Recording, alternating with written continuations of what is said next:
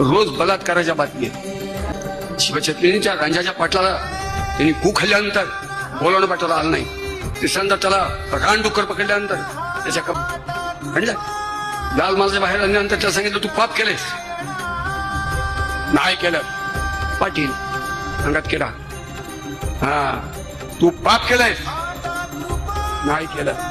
तू खरं बोल तुकडे करीन. आता तिसऱ्यांदा म्हणल्यानंतर तो बोलला परत नाही. महाराजांनी एक क्षणाचा विलंब न होता. अरे विजेला लाज वाटावी असं कडकडून आज्ञा दिली. कोपरापुढचे हात गुळे घालचे पाय छडापासून सगळीकडे केला आणि देहाचे तुकडे तुकडे करून गावंदरीत उघड्यावरती कोल्या कुत्र्यांना खायला लागला.